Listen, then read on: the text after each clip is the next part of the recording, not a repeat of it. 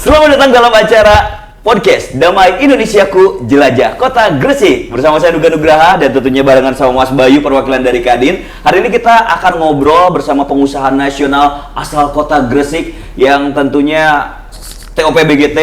Beliau adalah pengusaha sukses. Langsung saja inilah dia Bapak Dedi Harnoko Sucahyo atau lebih akrab disapa Pak Koko. Apa kabar Pak Koko? Baik. Hari ini kita sepakatnya bakal menguliti beliau sampai ke dalam-dalamnya. Oh banyak nih kalau dikulitin. Banyak. Jadi sedikit clue aja tentang beliau. Beliau adalah pemilik dari Polo Wijo Losari Group. Pak, kalau boleh tahu Polo Wijo Losari Group ini bergerak di bidang apa aja sih? Dan berapa banyak anak perusahaannya nih Pak? Iya, jadi namanya Polo Wijo Gosari.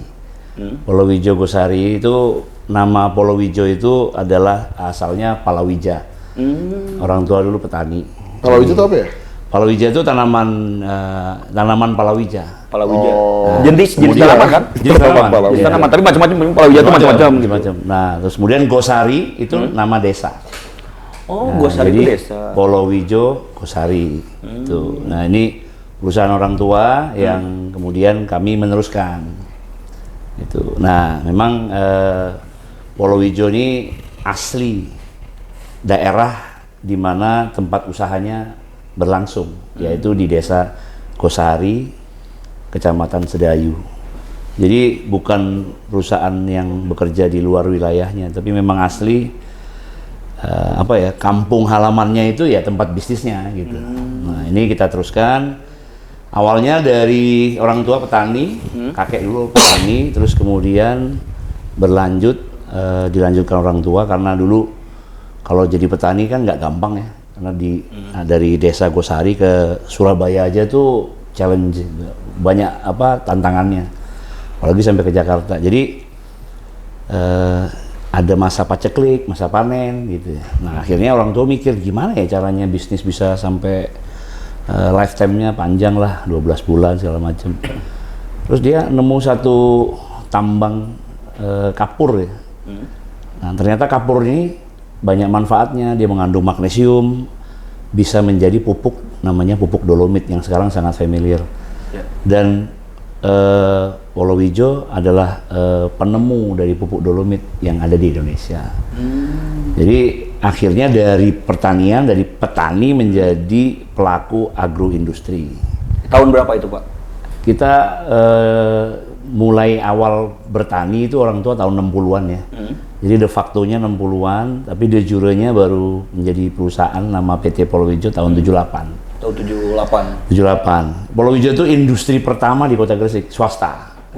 Dulu cuma ada Petro, semen, industri pertama. Jadi yang mempelopori dunia industri lah. Nah, habis itu ketemulah manfaatnya untuk pupuk, berkembang jadi perusahaan pupuk gitu.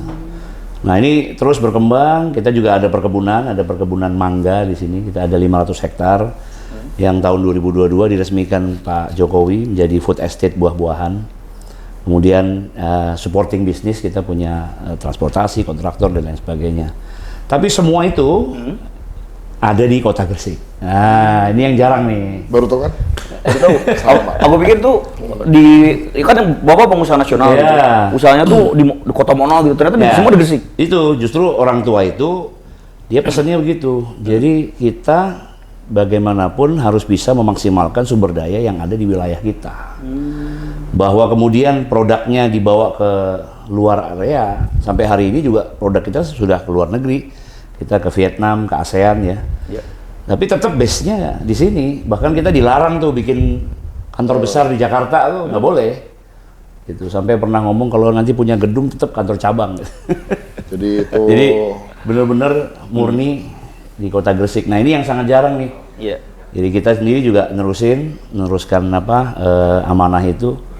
Bagaimana kita manfaatkan aset ya yang ada di Kota Gresik ini yang bisa menasional bahkan ke dunia internasional. Tapi nyangka nggak sih Pak bakal sampai sekarang tuh masih bertahan Ya. dari dulu pas meneruskan? Oh ya pasti tantangannya luar biasa ya, tantangannya luar biasa. Jadi pengusaha daerah tuh memang nggak seperti yang terlihat banyak ya. Kalau sekarang kan banyak lah pengusaha daerah yang kalau dulu kan jarang sekali, ya kan? Sampai waktu itu kita orang tua menerima penghargaan Upakarti. Ya. Itu karena saking jarangnya tuh nama pengusaha. lapangan ya di Bandung. Upakarti. Penghargaan Upakarti ya. Bandung Ya. kita ada, Pak. Oh iya, orang Bandung ya? Orang Bandung. Iya. Jadi penghargaan Upakarti dari Presiden Soeharto waktu itu. Iya. Jadi bayangin orang desa yang sampai ke kota gitu ya. Nah ini jadi tantangan nih buat penerus nih, ya kan? Kalau dia aja bisa ke Jakarta, ya kita harus bisa ke New York gitu kan? Kira-kira gitu ya. Jadi hari ini ya kita kembangkan yang tadinya hanya untuk pertanian, sekarang bisa untuk dunia industri yang lain. Sekarang kita masuk ke dunia kaca, keramik. Karena yang kita punya ini dolomit ini, ini manfaatnya banyak sekali. Jadi hilirisasinya itu banyak sekali, mau dibikin apa. Jadi sekarang generasi pertama dulu menciptakan untuk pupuk, nah sekarang kita mulai untuk yang lain-lain gitu. Sehingga kita punya market cap-nya juga besar gitu kan. Berarti Pak Koko bisa dibilangnya pewaris ya? Bukan perintis Pak ya. Bukan perintis ya Pak? Gimana ya kalau bicara pewaris dalam Ongkang kaki. dalam quote unquote pewaris ya, itu kan penikmat ya. Iya, betul. Tapi kalau kita ini diwarisi untuk bisa mengembangkan. Nah itu jadi almarhum orang tua itu meninggalkan aset yang memang harus kerja, nggak bisa aset ini ditungguin jadi duit ya. Jadi kita memang dipaksa untuk bagaimana mengolah sumber daya yang kita punya, mulai dari tambang kita punya cadangan yang terbesar di Asia 500 juta ton. Oh iya Pak? Yes, itu Di sini nih? di sini tambang dolomit kita. Bulan September yang lalu saya bicara di conference ministry ASEAN, ya kan, saya sampaikan bahwa kita punya cadangan dan itu sangat surprise mereka. Mereka bilang bahwa kita advance nih mengelola kapur menjadi satu industri pupuk gitu. Di Timor Leste itu punya, tapi ya nggak bisa dikelola. Di Thailand Nggak bisa gitu. dikelola karena Ya, mereka nggak menemukan teknologinya, nggak menemukan manfaatnya. atau bahan Jadi, bakunya kurang ya support. belum dieksplor lah ya, belum dieksplor lah. Jadi memang ya kita pelopor sih ya kalau di dolomit. Jadi kalau Berarti udah, tinggal diekspansi ke sana lah Pak.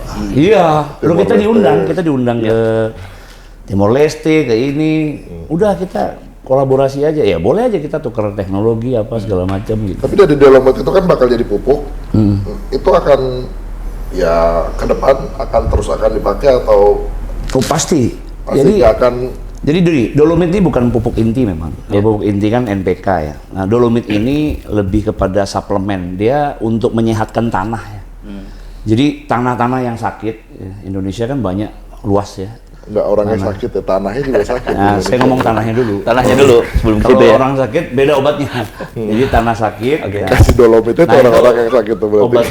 Obatnya adalah dolomit. Bagaimana tanah yang tandus, yang pH-nya rendah, kemudian masam dan lain sebagainya.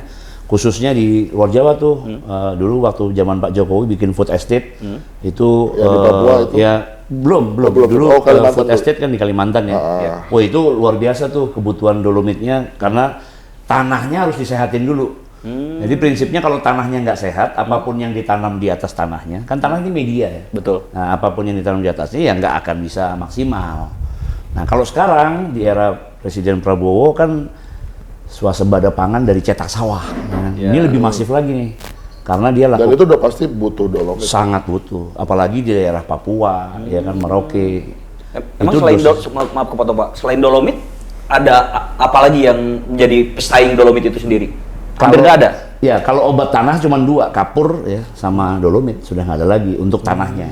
Nah, kalau pupuknya macam-macam. Nah, sekarang kita mengembangkan juga, kita kerjasama dengan Amerika, kita pakai teknologi, jadi ada dolomit kita campur dengan bakteri, nah, sehingga dia organik ya.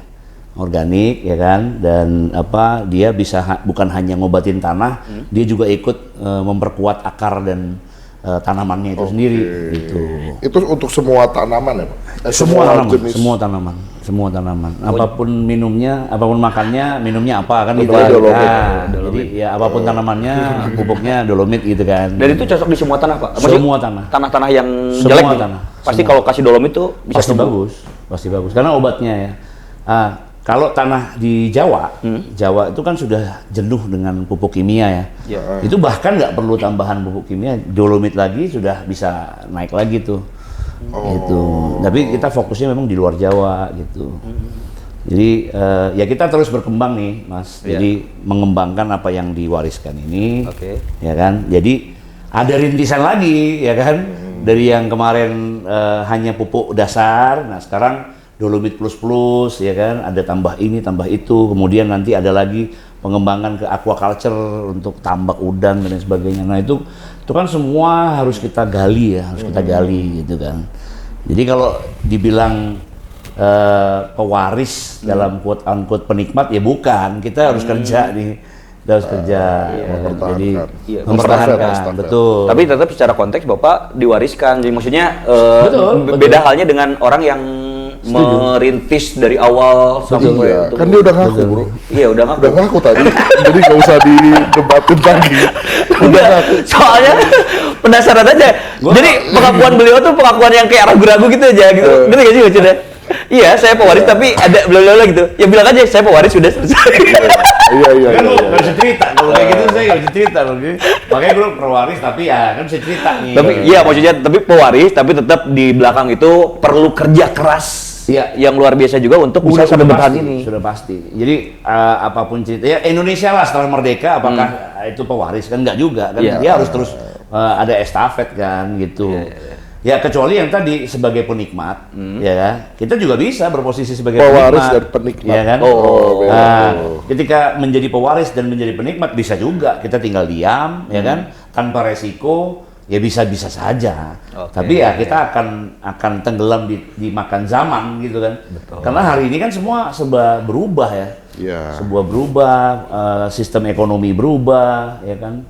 Ya. Jadi nggak bisa juga kita berdiam diri dengan kalau mau penikmat sangat bisa, sangat bisa.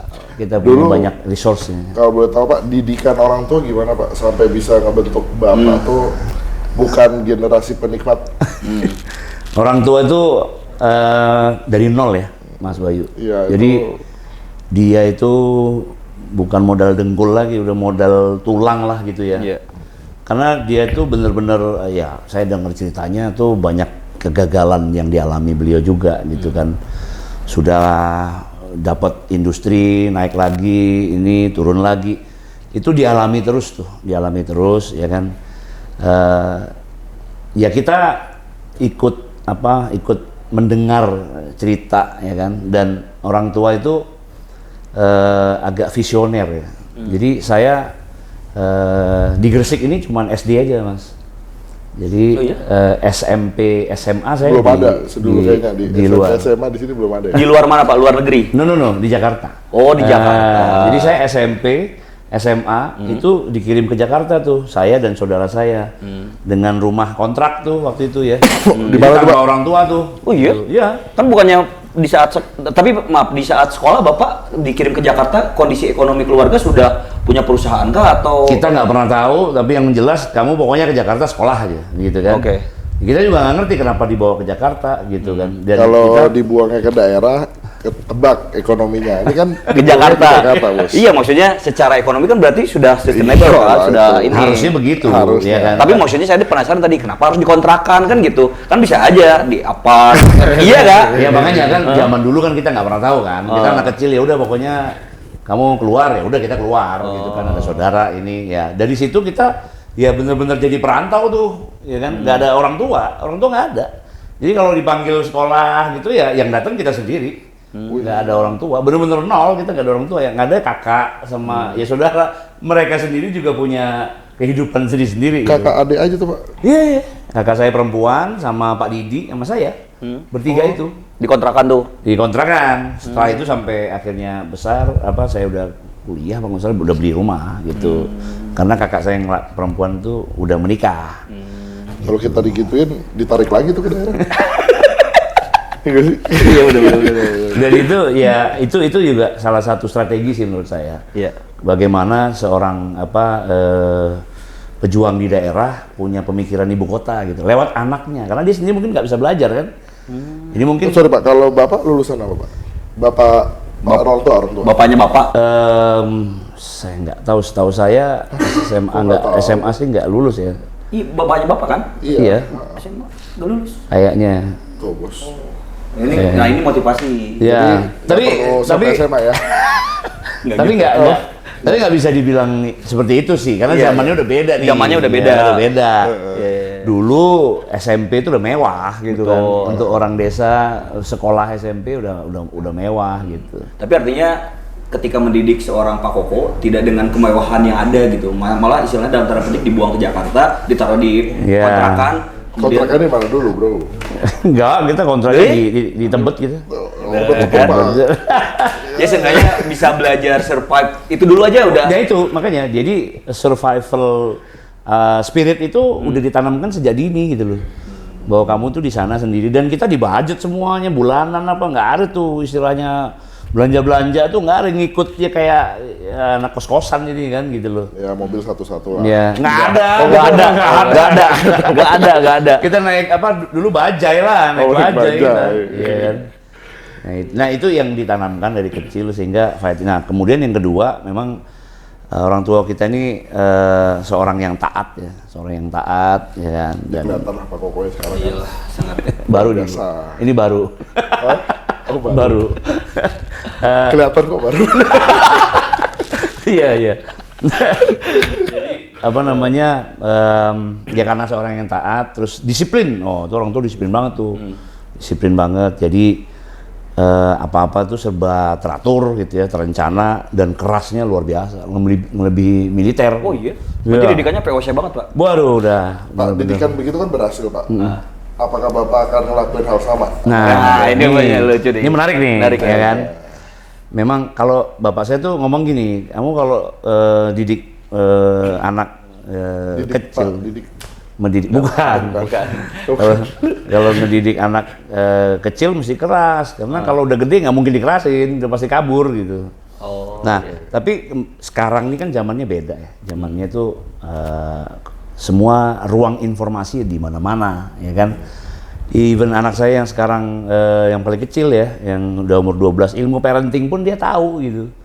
Jadi kalau ini harus begini. Jadi agak sulit nih kita menerapkan yang seperti itu. Tapi visi misi kita harus selalu kita tanamkan.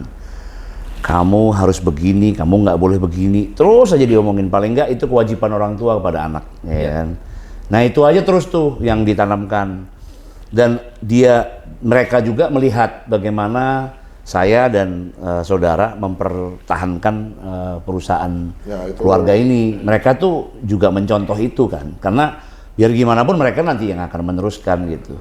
Karena memang yang namanya mempertahankan ya, apalagi bisnis family itu benar-benar totally nggak gampang, nggak gampang. Dan ya ibaratnya apa ya, kita kalau orang tua kan berintis ya, itu justru lebih mudah menurut saya. Oh. Iya dong. Wah, ini menarik nih. Ya, lebih mudah. Print. Betul. Tolong digaris bawahi ini. Iya. Pak Koko bilang perintis lebih mudah Lebih daripada mudah, pewaris. lebih mudah. Gimana, Ibarat Pak? membangun rumah, ya, rumah baru dengan merenov rumah, ya kan? Itu udah pasti beda tuh. Logikanya gitu. Kalau membangun rumah baru, udah jelas tuh kita mau berapa lantai, ya kan? Kita mau bikin konsep seperti apa, Mediterranean kah, villa kah, lebih mudah, Mempertahankan. ya kan? Tapi ketika kita merenovasi rumah, fondasinya jangan dirubah, ya kan? Tiangnya jangan digeser, kamarnya harus begini. Nah ini yang nggak gampang nih. Makanya kan Ya kan? pacaran Nggak lebih enak gampang. daripada nikah. Ke situ analoginya ada. Langsung nyamber ke situ dia. Iya kan? Itu Ya. itu termasuk perintis ya. Termasuk perintis itu.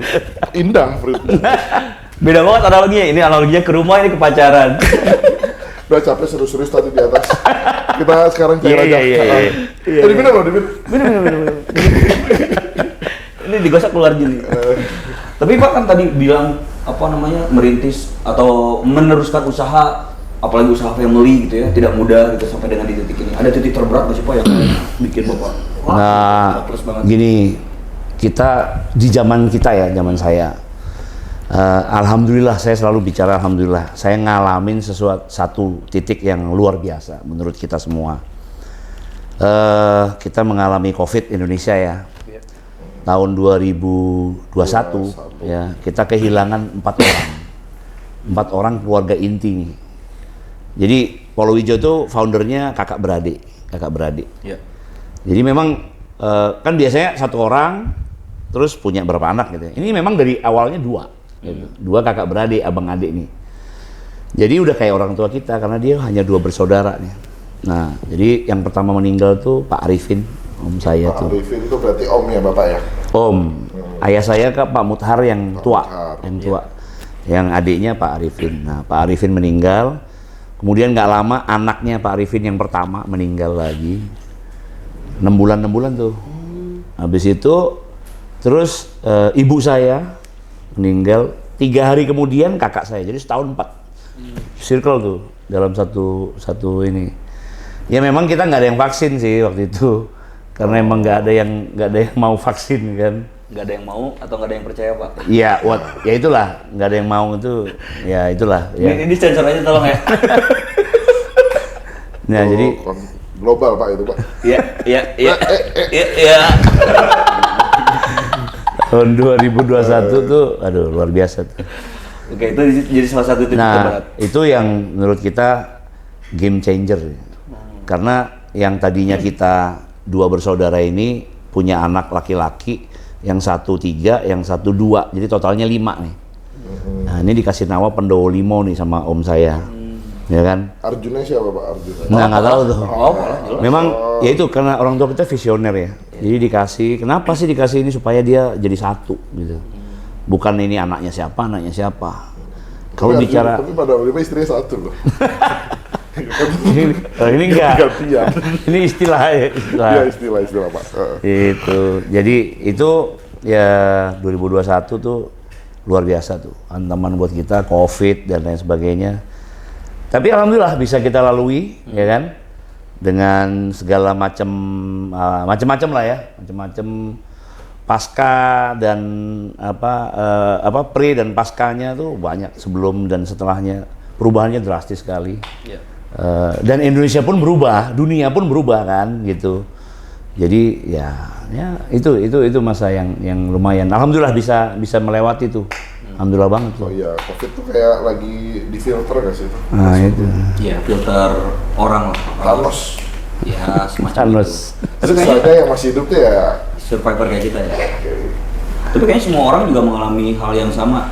Tapi bedanya kalau seorang Pak Koko mengalami hal yang sama, tapi kapalnya kan lebih besar, jadi tanggung jawabnya lebih besar. Waduh, besar sekali. Bayangin, saya harus bukan ngopeni, saya harus memikirkan. Nggak ngerti Pak dia ngopi. Ngopeni nggak ngerti.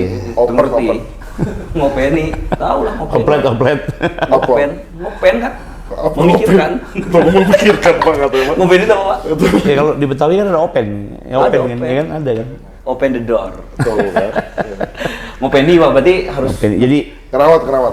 memikirkan segala sesuatunya kan. Kakak saya masih punya anak kecil ya kan. Kemudian putranya Pak Arifin juga masih anak kecil gitu. Jadi dua saudara ini kan, kakak saya umurnya 49 waktu itu meninggalnya. Terus sepupu saya itu yang anaknya Pak Arifin tuh baru 46. Ya kan, anaknya juga masih kecil-kecil. Nah, ini kita mikirin banget nih, gimana nih menjaga kestabilan kan. Dengan situasi yang masih begitu kan, dan ekonominya juga lagi nggak bagus kan. Ya. Waktu itu kan gitu. Jadi ya itu semua, tapi dengan semangat kebersamaan waktu itu langsung saya bawa ke Bali. Liburan. enggak dong. Iya, Kembali liburan. ngapain, Pak? Ya, Mesen liburan. meeting, Bro. Liburan, Pak? Ya ngapain di Bali? Liburan.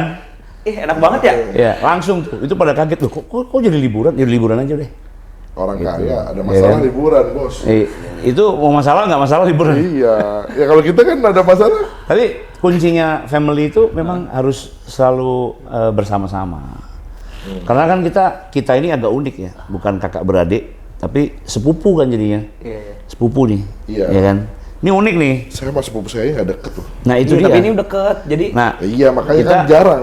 jarang, makanya jarang nih, ya kan? Dan di kala yang seperti itu, saya harus merangkul semua orang nih, gitu kan?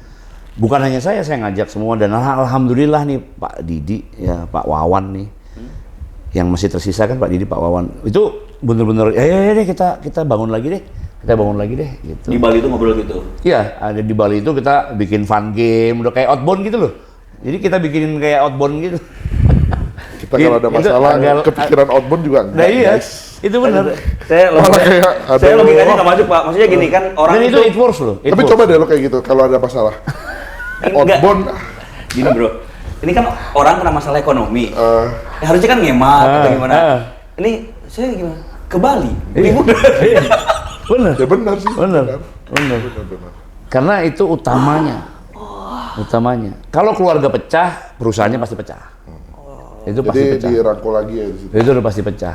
Ada niatan angkat anak gak Pak? Ya kan mengangkat Ini seorang, kalau saya kan masih bisa gitu. kita juga di OPD bisa lah ya. Iya. Ini udah liburan ke Gresik kan? Udah liburan ke Gresik? Udah. Iya, udah. Maksudnya apa? Disuruh tinggal sini. Aduh. Saya di OPD di Jakarta aja.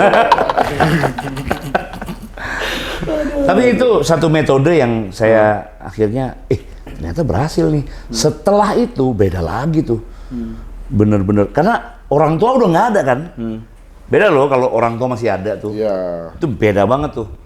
Kadang-kadang kita ngumpul nih di satu rumah ya, banyak, karena ada satu orang di kamar. Betul. Iya, orang orang tua. tua. Ya kan? Kalau itu nggak ada, terus siapa yang suruh ngumpul? Betul. Pada saat itu kita, kan kita masih muda-muda, ya kan, masih muda dan hampir, apalagi ada istri kakak saya yang lebih tua kan. Gimana nih? Nggak mungkin saya mau nyuruh-nyuruh, kita nggak mungkin gitu kan. Jadi ya akhirnya dengan cara itu kita malah lebih deket, ya kan. Saya sama kakak ipar, sama sepupu ipar, jadi ngobrol. Anak-anak kita juga akhirnya ngobrol, karena kan tinggalnya ada yang di Surabaya, ada yang di Jakarta kan. Nah, sejak itu akhirnya terus kita lakukan tuh, bukan liburan ya, tapi lakukan beberapa aktivitas gitu kan. Nah, alhamdulillahnya nih orang tua ninggalin masjid, jadi bukan hanya perusahaan ya, Ya. ditinggalkan satu masjid ini. Jadi kita bisa, kalau dulu orang tua tuh ngomong ini jalur langit, yang sana jalur darat. Jadi fit dunia wal akhirah. Nah, itu katanya. Tahu lah dunia dan akhirat, keseimbangan kan yang paling Iya. penting dalam hidup tuh. Jadi yang sebelah sana tuh duniawi, yang sini akhirat. Tapi bukannya ini, kalau biasanya perusahaan ya, kalau punya masjid itu sebagai sarana sapras lah gitu ya, sarana umum gitu ya. Kalau ini enggak, dia mau masjidnya sama besarnya dengan usahanya. Jadi kita bener-bener jaga ini jaga bener ya. Dan ini dibiayai oleh kebun kita punya kebun yang kita wakafkan untuk ini, ya kan. Itu udah kita bicarakan dengan keluarga, dan terus kita bangun masjid terus. Jadi kita ada beberapa, sudah 15 Tadi malam gue tidur masjid. sini bro.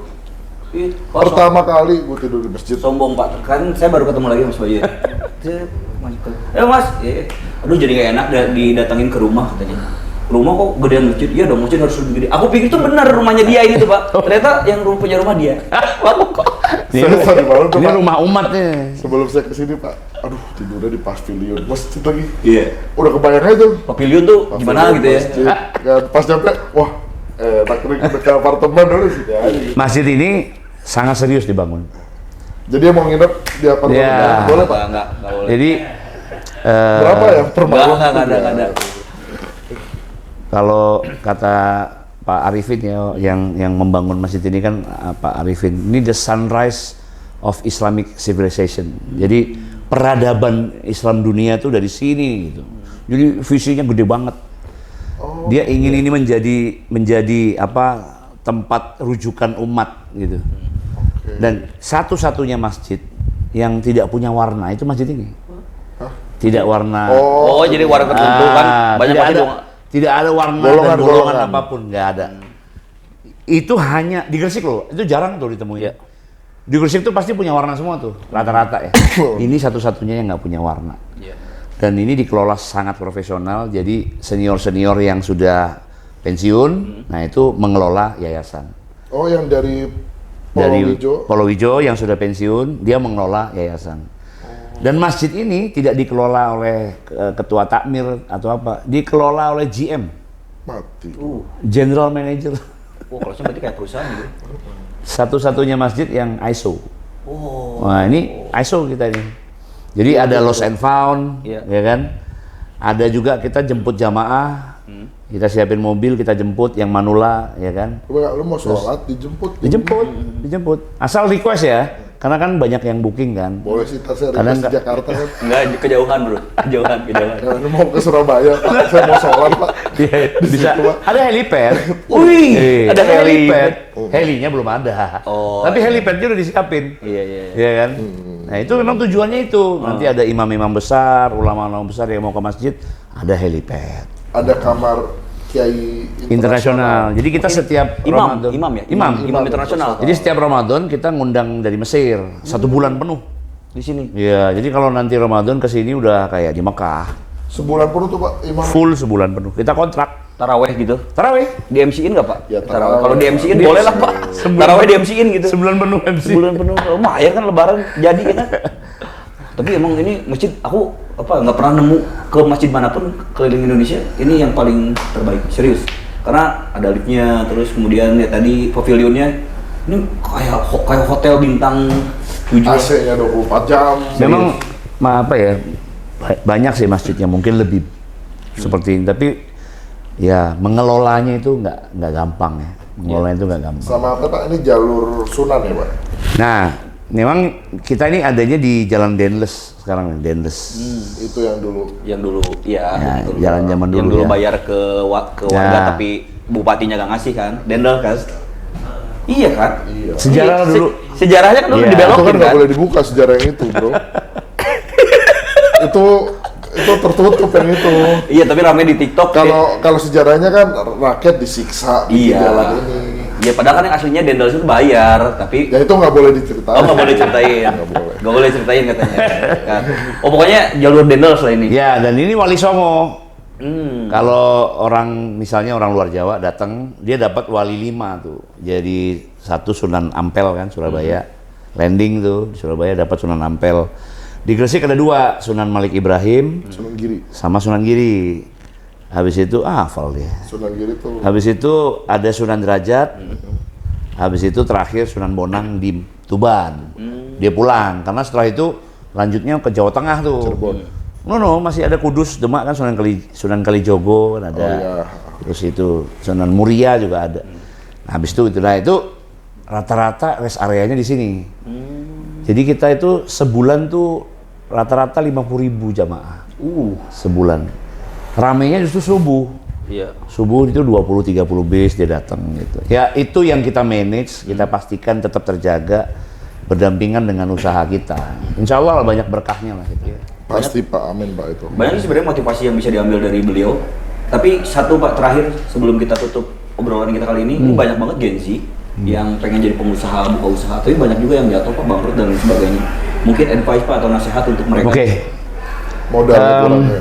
Yang pertama tuh Nah itu Pak modal kurang katanya harus diluruskan dulu Pak. Benar nggak sih Pak? Ini makanya gini. Kalau saya nih ya, saya Modal pribadi. niatnya kurang. Oh iya. Gue nyapu juga, masa gue nyapu? Gimana nih partner gue? Iya. Gimana Pak? Gimana? Kalau saya pribadi ya, semua tuh dari niatnya. Nah, itu Kita ini mau bisnis mau apa? Kalau hanya cari uang udah pasti forget it lah. Kalau bisnis itu jangan cari uang. Kita cari manfaat. Cari manfaat.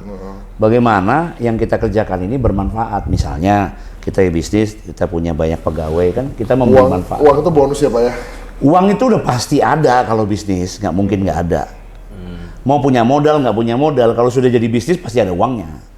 Ya kan? Tapi niatnya apa? Nah kebanyakan nih Gen Z itu niatnya mau kaya.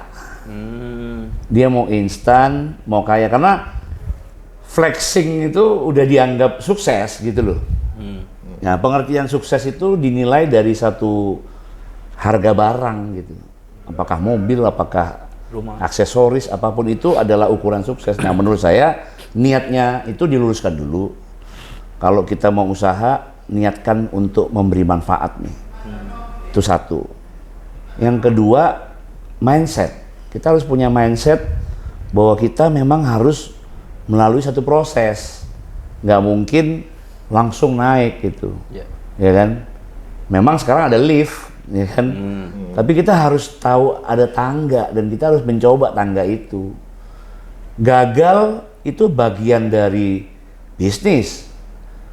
Makanya kalau di keuangan ada profit and loss. Ya. Nah, kenapa ada loss-nya? Harusnya profit aja kan? Nah, nggak mungkin.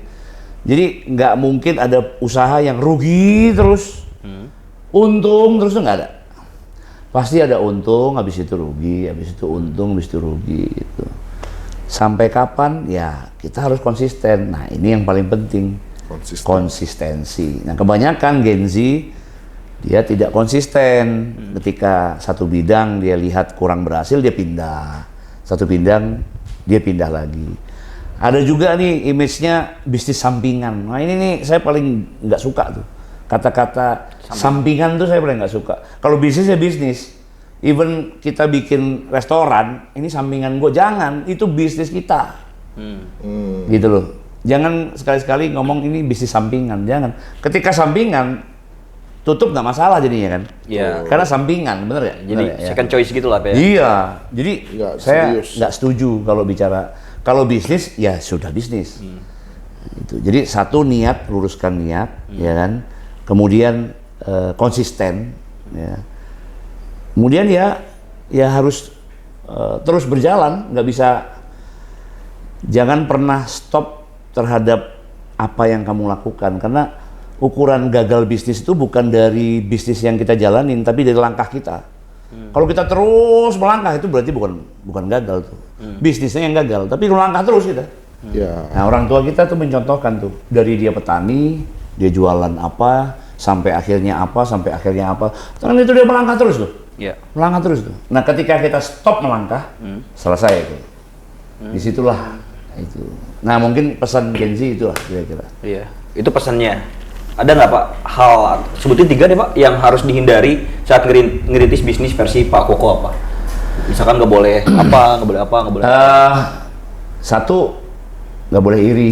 itu udah paling Nggak boleh iri paling gimana sering. maksudnya? Iri dengan kesuksesan, Orang lain, misalkan ada orang lain Kan lebih sukses. mungkin bisa jadi pemicu.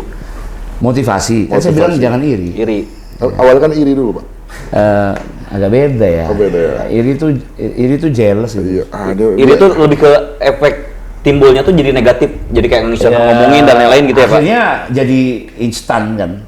Ya, kalau motivasi kan akhirnya mempelajari apa sih ini.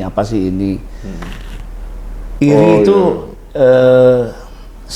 sepele ya, tapi ini matters nih buat orang yang suka iri gitu. Nanti giliran sukses, oh kok gue nggak bisa kayak dia sih? Gitu. Itu kan bentuk kayak. Saya sering sih kayak gitu, Pak. Jadi kayak, wah, tapi ya itu, saya nggak Nah, bilangnya ada yang jadi motivasi, ada yang jadi dengki gitu loh, ya Iya. kan? Jadi ngumpat-ngumpat terus kan, lu baru gitu aja, lu gini buat ya, itu jadi lain kan. Menurut saya iri itu penyakit Iya. yang zaman now nih sekarang ya. Lebih ke bedanya sih dari mengkonversi rasa itu kan. Iya nggak sih, maksudnya kayak misalkan wah, aku bahasa lu kayak keren nggak sih? Vicky. Misalkan aku lihat Pak Koko sukses, aku rasa. bilang ini Pak Koko bisa sukses karena orang tuanya, paling gitu-gitu kan, itu namanya iri kan? Betul. Iri. betul. Nah, kalau motivasi beda bro. Nah, ya itulah yang namanya iri ya itulah. Nah, Gitu. kalau motivasi begini, wah Pak Koko hebat ya. Nah, aku ngobrol nih Pak, gimana nih caranya Betul, motivasi? Aku betul, patron motivasi betul. nih. Akhirnya kita bisa jadi Betul, lebih positif gitu. betul. Iya. Itu bedanya, lebih ke konversi sikap kita aja setelah Iya. melihat kesuksesan Karena kita kadang kalau sudah iri itu jadi ada judgement, gitu. Jadi penilaian terhadap seseorang. Karena padahal nasib orang beda-beda, Setuju. ya kan?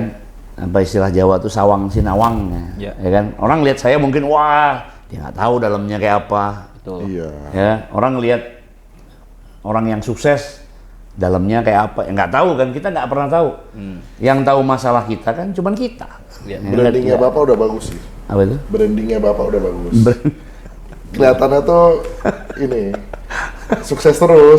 Iya. Betul. Di belakangnya nggak ditunjukin gitu Kita ya. emang harus kelihatan sukses terus, nggak boleh kita kelihatan nggak sukses. Biar jadi doa juga ya. Perasaan Amin. orang lain jadi doa gitu. Amin. Itu yang pertama iri, yang kedua anan ya Pak ya. Oh, kalau ketawa. Udah aja kali ya. Ini anan. Iya, kita udah ada kali ya. Aduh. Yang pertama iri Pak, dua lagi Pak. Yang dihindari ya ini. Oh, yang dihindari. ya. Ini Anan. Gue baru kepikiran hilang lagi nih gua. Urus. Iri anaknya urus. Seorang Pak Koko pengusaha sukses. Dipecat 3 tadi. Yang pertama nggak boleh iri, kedua boleh anan. Mau urus. Dan Itu udah bener kan jawabannya udah nggak perlu lagi saya udah cukup. Gue kasih clue aja iri udah. Pemilik perusahaan Palawija Gosari Group. 3 hari harus dihindari.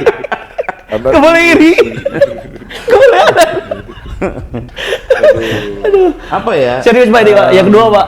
Iya. bercanda kan lo. Iya. Jadi ya satu iri tadi itu menurut saya yang udah langsung ini ya. Yang kedua tuh kita ini emang dalam menjalani apa ya menjalani apapun tuh kita selalu melihat kelemahan kita gitu. Kadang orang nggak ngelihat tuh Pak kayak gitu Pak. Nggak Iya. kita. Makanya di samping iri itu jangan pernah menghakimi diri kita gitu. Ya kan? Kita ini lebih dari dia gitu ya. Tapi karena kita mengatakan kita kurang dari dia, jadi kurang kita gitu. Kalau saya kok nggak gitu ya. Kelemahan orang saya sering lihat Pak. Nah. Kelemahan kita sih nggak pernah lihat. Nah itu penyakit. Itu penyakit itu. Nah, ada yang sebaliknya, kan ada yang sebaliknya. Jago lah kita nyari kelemahan orang mah. Oh jadi jangan Jangan underestimate terhadap diri kita. Minder gitu ya Pak ya. Iya. Minder. Apa? Beda sama minder. Kalau ini tuh underestimate gitu. Ada katanya underestimate. Kita tuh meremehkan diri kita. Bisa nggak ya gue? Bisa nggak ya? Ya, kayak nggak yakin sama diri sendiri gitu. Itu. Jadi apa? Ya harus pede lah. Harus pede. Harus Yakin pede. aja gitu. Kita bisa gitu. Iya kan yang dihindari kan. Iya. Yang dihindari ya jangan underestimate terhadap diri kita. Iya, Menurut iya. saya itu Betul. itu penting tuh karena Iya di sih, nggak pede ya. dunia usaha tuh ya, dunia usaha tuh Kejam, bermacam-macam bro. orang gitu. Iya. Tergantung pembawaan kita. Kalau pembawaan kita itu kita pede ya, kita selalu tampil prima, orang tuh akan apresiasi loh. Setuju. Sama cantolannya siapa kali ya Pak. Nah, itu Ke situ. Oh, itu nggak boleh. penting. Boleh. Itu mah lebih ke sebab akibat aja. Iya. Nggak ada sama cantolannya kalau nggak ada cantolan. Cantolan langit. Terakhir, satu lagi Pak. Langit, Terakhir Pak. langit. Terakhir. Iri, terus kemudian nggak boleh underestimate terhadap diri.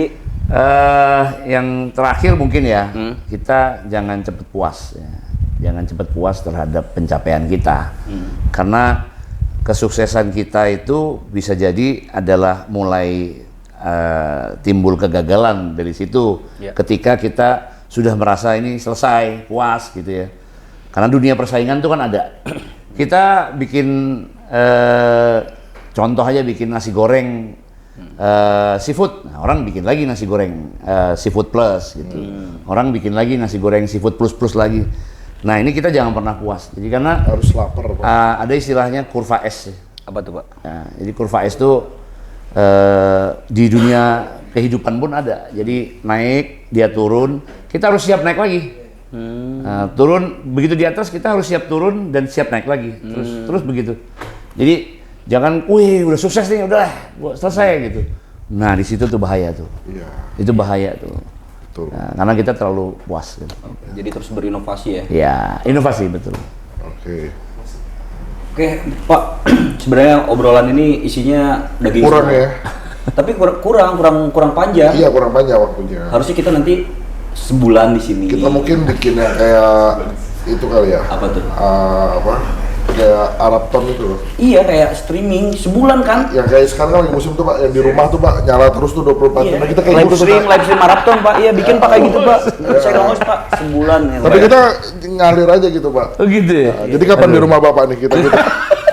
Sekalian di opening. Iya, sebenarnya pengen banyak ngobrol dan mengulas tentang sosok beliau, tapi karena waktu ya Pak Bro ya. Ya mudah-mudahan kita mungkin di next kesempatan bisa ngobrol lagi, ketemu lagi. Tapi banyak hal yang bisa Insya Allah, kita insya Tapi Allah. harus nyobain ke masjid ya masjid Main sini ya. ke Masjid Mudhar Arifin. Iya. Di Gresik. di Gresik. Cuma 4 jam dari Jakarta kalau naik pesawat. Iya kan? Ke Surabaya dulu, Iya. dari Surabaya. Jadi maksudnya gini, Sholatnya 1 jam. Iya, sholat subuh misalkan di Jakarta gitu kan, terus kemudian sholat zuhur di sini. Iya. Bisa. Aja tuh. Oke, makasih banyak. Nanti bisa balik lagi bareng saya Nuga Nugraha, Mas Dio, dan juga Pak Koko. Thank you. Assalamualaikum warahmatullahi wabarakatuh. Oke, Kak.